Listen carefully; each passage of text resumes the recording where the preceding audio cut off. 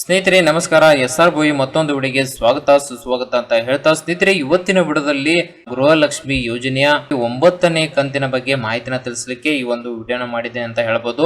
ಪ್ರತಿಯೊಬ್ಬರಲ್ಲಿ ಏನು ಗೊಂದಲ ಇತ್ತಂದ್ರೆ ಲೋಕಸಭಾ ಚುನಾವಣೆ ಬಂತು, ನಮಗೆ 9ನೇ ಕಂತು ಬರಲಿಕ್ಕೆ ಡಿಲೇ ಆಗ್ತಾ ಇದೆ. ಅಂದ್ರೆ ನಂತರ ಇಲೆಕ್ಷನ್ ಆದ ನಂತರ ನಮಗೆ ರಿಸಲ್ಟ್ ಯಾವಾಗ ಬರುತ್ತೆ ಇಲ್ಲಿ ಎಲೆಕ್ಷನ್ದು ನಂತರ ಏನಾಗುತ್ತೆ ನಮ್ಮ 9ನೇ ಕಂತು ಬರುತ್ತೆ ಅಂತ ಹಲವಾರು ಜನರಲ್ಲಿ ಇದು ಗೊಂದಲವಿತ್ತು. ಆ ಗೊಂದಲನ ನಾನು ಕ್ಲಿಯರ್ ಮಾಡಲಿಕ್ಕೆ ಈ ಒಂದು ವಿಡಿಯೋನ ಮಾಡಿದ್ದೀನಿ ಅಂತ ಹೇಳ್ಬೋದು. ಹಾಗಿದ್ರೆ ನಿಮ್ಮ 9ನೇ ಕಂತು ನಿಮ್ಮ ಬ್ಯಾಂಕ್ ಅಕೌಂಟ್ಗೆ ಜಮೆ ಆಗಿದೆ ಅಂತ ಹೇಳ್ಬೋದು. ಹಾಗಿದ್ರೆ ಯಾವ ರೀತಿ ಚೆಕ್ ಮಾಡಬೇಕು, ಹೇಗೆ ಚೆಕ್ ಮಾಡಬೇಕು, ಅದರ ಬಗ್ಗೆ ಸಂಪೂರ್ಣವಾದ ಮಾಹಿತಿನ ತಿಳಿಸ್ಕೊಡ್ತೀನಿ ಸ್ನೇಹಿತರೆ. ಅದಕ್ಕಿಂತ ಮುಂಚೆ ನೀವು ನಮ್ಮ SR ಬೋಯಿ ಯೂಟ್ಯೂಬ್ ಚಾನಲ್ಗೆ ಹೊಸಬರಾಗಿದೆ ಸಬ್ಸ್ಕ್ರೈಬ್ ಮಾಡ್ಕೊಳ್ಳಿ.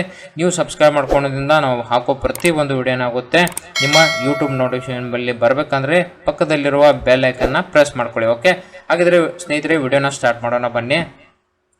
ಸ್ನೇಹಿತರೆ ಮೊದಲಾಗಿ ಗೃಹಲಕ್ಷ್ಮಿ ಟ್ರ್ಯಾಕ್ ಅಪ್ಲಿಕೇಶನ್ ಮೇಲೆ ಕ್ಲಿಕ್ ಮಾಡಿಕೊಂಡು ನಿಮ್ಮ ರೇಷನ್ ಕಾರ್ಡ್ ನಂಬರ್ನ ಹಾಕೊಳ್ಬೇಕಾಗುತ್ತೆ. ರೇಷನ್ ಕಾರ್ಡ್ ನಂಬರ್ ಹಾಕೊಳ್ತಾ ಇದ್ದೀನಿ. ಓಕೆ, ರೇಷನ್ ಕಾರ್ಡ್ ನಂಬರ್ ಹಾಕೊಂಡ ನಂತರ ಇಲ್ಲಿ ಸ್ನೇಹಿತರೆ ಏಪ್ರಿಲ್ ಮಂತ್ ಯಾವಾಗ ಬರುತ್ತೆ ಅಂದರೆ ಸರ್ಕಾರದವರು ಗೃಹಲಕ್ಷ್ಮಿ 9ನೇ ಕಂತನ ಇಲ್ಲಿ ಹಾಕಿದ್ದಾರೆ ಅಂತ ಕನ್ಫರ್ಮ್ ಮಾಡಲಿಕ್ಕೆ ನೀವೇನು ಮಾಡ್ಕೊಳ್ಬೇಕಾಗುತ್ತೆ, ಆ ತಿಂಗಳ ಅಂದರೆ ಇದೇ ತಿಂಗಳ ಏಪ್ರಿಲ್ ತಿಂಗಳ ನೀವು ಸೆಲೆಕ್ಟ್ ಮಾಡ್ಕೊಳ್ಬೇಕಾಗುತ್ತೆ. ನಂತರ ಗೆಟ್ ಸ್ಟೇಟಸ್ ಮೇಲೆ ಕ್ಲಿಕ್ ಮಾಡಿದಾಗ ನೋಡ್ಬೋದು ಅವರ ರೇಷನ್ ಕಾರ್ಡ್ ನಂಬರ್, ಅವರ ಹೆಸರು ಮತ್ತು ಇಲ್ಲಿ ಪೇಮೆಂಟ್ ಏನಾಗಿದೆ ಸಕ್ಸಸ್ ಆಗಿದೆ ಅಂತ ಹೇಳಬಹುದು, ಟ್ರಾನ್ಸ್ಫರ್ ಆಗಿದೆ. ಸೊ ಯಾವ ಬ್ಯಾಂಕ್ ಅಕೌಂಟ್ಗೆ ಬಂದಿದೆ ಇಲ್ಲಿ ತೋರಿಸ್ತಾ ಇದೆ.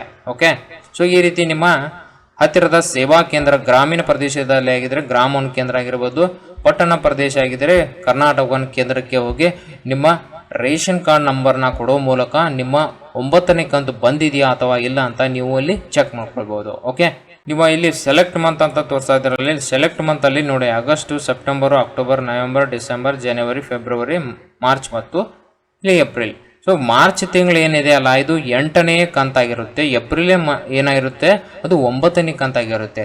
ಸೊ 9ನೇ ಕಂತು ಬಂದಿದೆಯಾ ಅಥವಾ ಇಲ್ಲ ಅಂತ ಚೆಕ್ ಮಾಡಲಿಕ್ಕೆ ನೀವು ಏಪ್ರಿಲ್ ತಿಂಗಳನ್ನೇ ಸೆಲೆಕ್ಟ್ ಮಾಡಿ ನಂತರ ಇಲ್ಲಿ ಗೆಟ್ ಸ್ಟೇಟಸ್ ಅನ್ನೋ ಆಪ್ಷನ್ ಇರುತ್ತೆ. ಓಕೆ, ಈ ಆಪ್ಷನ್ ಮೇಲೆ ಕ್ಲಿಕ್ ಮಾಡಬೇಕಾಗುತ್ತೆ. ಕ್ಲಿಕ್ ಮಾಡಿದಾಗ ನಿಮ್ಮ ಮಾಹಿತಿಯಲ್ಲಿ ಬರುತ್ತೆ ಯಾವುದೇ ರೀತಿ ಮನೆಯಲ್ಲಿ ಕುಳಿತುಕೊಂಡು ಗೃಹಲಕ್ಷ್ಮಿ 9ನೇ ಕಂತು ಬಂದಿದೆಯಾ ಅಥವಾ 8ನೇ ಕಂತು ಬಂದಿದೆಯಾ, ಈ ರೀತಿ ನಿಮ್ಮ ತಲೆಯಲ್ಲಿ 100 ಪ್ರಶ್ನೆಗಳು ಉಟ್ಕೊಳ್ಳುತ್ತವೆ.